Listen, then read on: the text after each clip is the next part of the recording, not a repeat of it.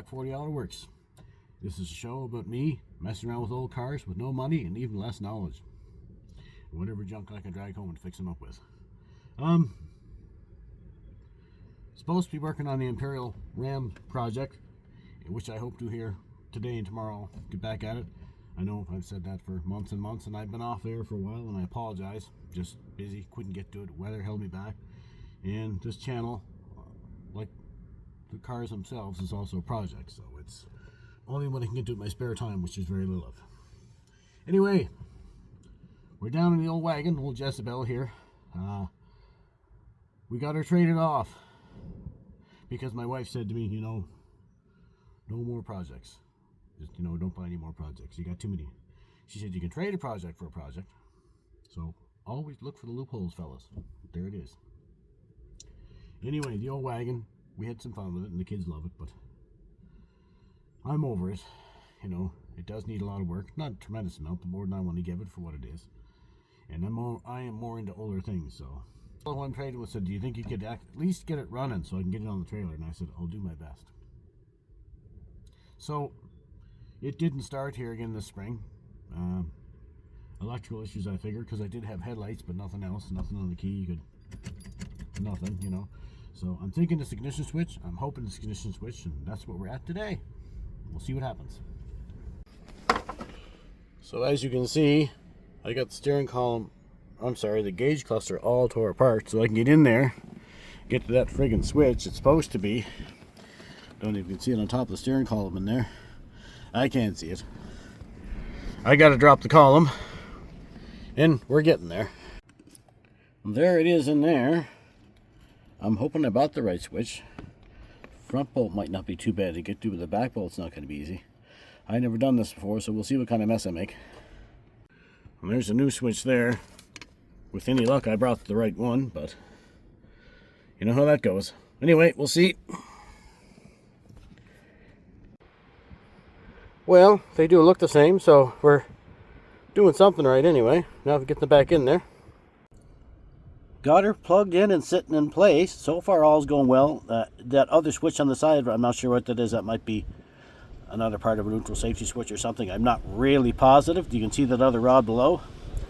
They all got to go together in the same spot. So I got one screw left to put in the back, and then we'll see what happens. That's one on the back is going to be real tricky.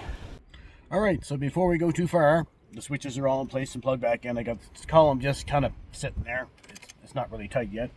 I'm going to pop the hood, hook up the battery, and see if that was the problem. I mean, even if it wasn't, I'm going to still tighten it back up, but I'm hoping that was it. Really hoping. I am going to miss this thing. Not a whole lot.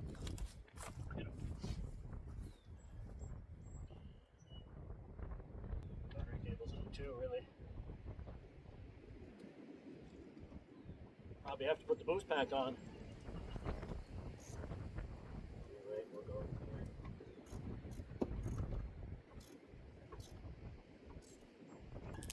here. Anyway, hopefully.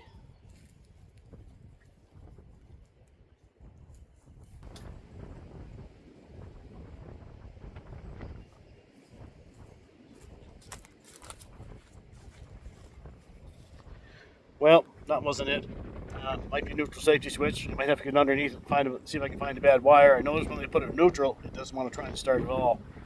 So I'm thinking maybe a neutral safety switch. All right, so here's where we're at. Still no start after putting the new ignition switch in. And the neutral safety switch seems to be working okay. I'm not sure what's going on. The only thing I have is headlights. And I have all 4 headlights, dim and bright, so I can't seem to click the dimmer switch, and I can't seem to get the high beams to go out.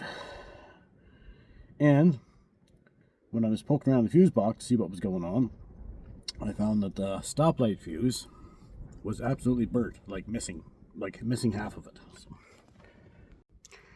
Right there is the 15 amp fuse from the fuse box for the stop lamp system.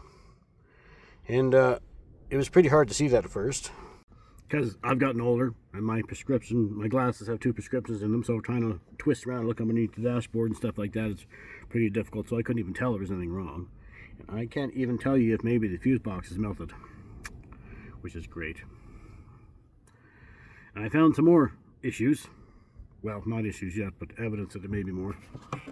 Now, if you can see in there on the plug wires, there's evidence of rodents. I've been chewing on this one here, and back over there, behind the couple of them there. I don't see any other wires that are chewed on, but I'm sure they're going to be somewhere. With that fuse being melted so bad, I'm not sure that the fuse box is going to be much good. Anyway, I'm going to keep poking around for a little bit, but that's probably going to be it for this one.